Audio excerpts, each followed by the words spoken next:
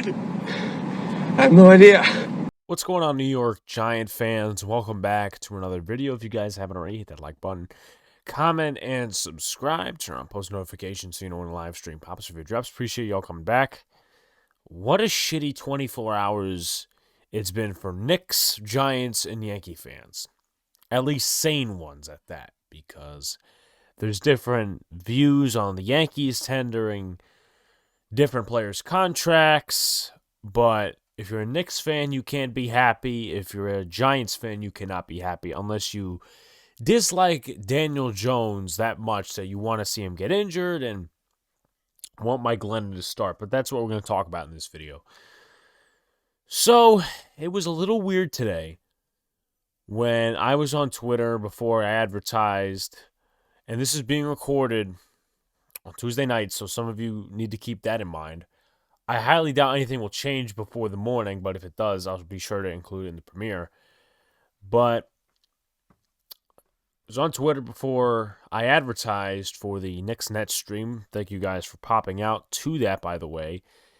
And then I see the Giants have signed Jake Fromm to the active roster. I'm thinking to myself, what is this for? We don't carry 3 quarterbacks. And just signing Jake Fromm off the Bills practice squad is a little strange. It doesn't make too much sense at all. We had Brian Lewerke on the practice squad who knows the system. So I found it strange. And then tweets came out later. Daniel Jones has a neck injury. To be specific, let me pull it up right now because I want to pull it up. I don't want to misquote anything. He has a strained neck injury. Strained neck. He suffered a strained neck early in the Eagle game a few days ago when he slid, it looked like head first or neck first on one of the read option plays. What can I say? He's a pocket passer, and I guess at this point in the game, the Giants need to stop using him in the running game because that's how he gets hurt. Year one, it was that QB sneak, I think it was, or he tried making something out of nothing, and then that's when the Y came off of his helmet. 2020, when he ran up the middle against the Bengals, and then he runs to the left against the Eagles and gets injured. I'm not liking it at all. I am not liking it at all. This likely means that he's out for Sunday against the Dolphins, which is a big loss because with Daniel Jones, I would have felt that the New York Giants had a chance to beat the Miami Dolphins, but I'm favoring the Dolphins right now. I'm not going to lie to you guys. And funny enough, he never really gets hurt when he's passing the ball. He gets hurt when he's running the ball.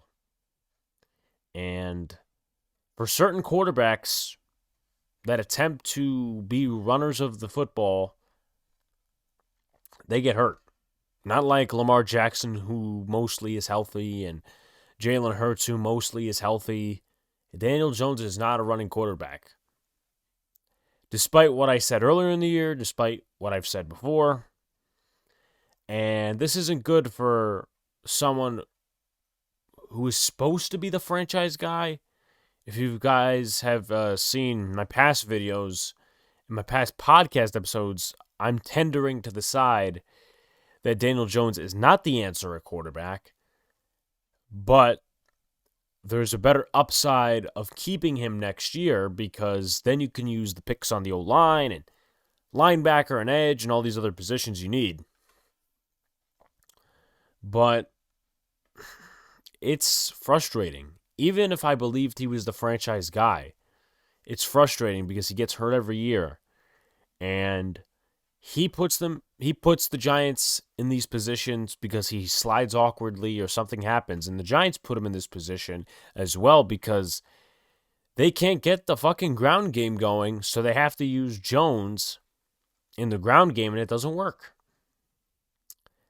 And Mike Glennon, as I mentioned, will likely start this week.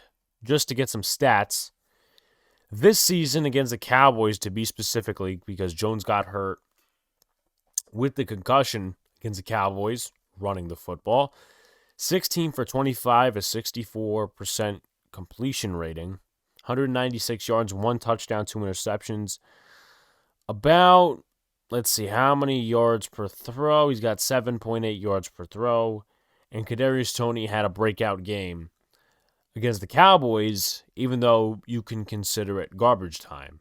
So that's somewhat of a plus. Now, Logan Ryan is coming back this week. Kadarius Toney, they're optimistic that he'll come back this week. Same thing with Sterling Shepard. But I'm just frustrated. If you guys want further stats, Mike Glennon, as the Jaguars quarterback last year, 0-5 in all of his 5 starts. 62% completion rating, 7 touchdowns, 5 interceptions, 1,072 yards, and approximately 6 yards per throw, a passer rate of 80.1, and a quarterback rating of 36.7, was sacked 9 times for 53 yards in those 5 starts. So, Mike Glennon obviously has some arm strength. Sometimes it can be a bit of a hassle because he'll overthrow receivers, or sometimes he'll not put so much on the ball, like we saw with that Trayvon Diggs interception. But I guess the state of New York sports has got me down right now. And I love talking about how the Giants beat the Eagles, but this isn't good news. They're calling it a week-to-week basis, and I'm not even talking playoffs right now. I'm talking just evaluation of Daniel Jones with Freddie Kitchens as the play caller. And now it's going to be 3 games, 3 different quarterbacks for Freddie Kitchens to be play calling for in terms of the New York Giants. So, it's frustrating. To preview some of this Sunday, the Dolphins are near the bottom of the league in passing defense, but are top 10, top 15 in rushing defense.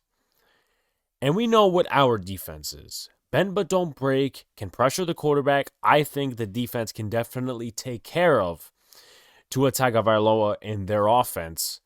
And I do have confidence in Aaron Robinson to be that slot cornerback because, jokingly, I think you look like Janoris Jenkins with the dreadlocks on and allowing 1 completion on 6 targets, I believe, with like a 40.3 passer rating.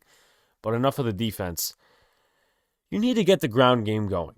And Mike Glennon, as I mentioned, has arm strength at times. But the Giants just need to get this run game going. Mike Glennon is not going to be able to succeed for garbage. For nothing. I don't mean for garbage. That was a stupid saying. Mike Glennon won't be able to succeed for shit if there's no running game. If Daniel Jones can't succeed with a running game, or if you want to flip it, if Glennon can't succeed with a running game, Daniel Jones can. If Jones can't, Glennon can't. And whether it's on Saquon, who gets some blame and should, and the offensive line, who gets some blame and should, it's just frustrating. It's just frustrating that last year, with Wayne Gallman, Deion Lewis, and Alfred Morris, we were able to run the football 118 yards per game approximately down the stretch of the last 8 games. And then we're missing Shane Lemieux and Nick Gates as run blockers because this team cannot pass block on a consistent basis, and they also can't run block. And that falls on Dave Gettleman because he didn't assess the O-line in the draft. He didn't assess the O-line in free agency. He got 2 players that retired. That's what I have to say about that, but it's frustrating. We'll see what happens on Sunday. I feel like the Dolphins are going to win.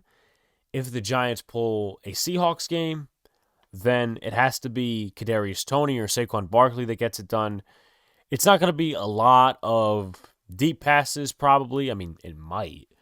But it has to be screen game. It has to be running game. It has to be something that gets this offense going with Glenn and a quarterback. And I just want to say this before I leave you guys. The Dolphins, I believe, are 5-0 this year when they've allowed less than 17 points. And the Giants scored 13 with Daniel Jones last week. So put that into perspective and put that in your pipe and smoke it. Giants need to score at least 20 this week. I'm not saying the Dolphins' defense is the worst in the league, but they're one of the bottom in pass defense. So, take advantage. Like, comment, subscribe, turn on post notifications so you know when a live stream pops or drops. Appreciate y'all coming back. I know I look lazy. I got the couch here, but I was just getting done the stream. Thank you guys for tuning in. Should have another video out sometime soon, whether it's Yankees or some other topic, but it's probably going to be Yankees because of tendering contracts and stuff like that. Peace out. See you later. Stay cool.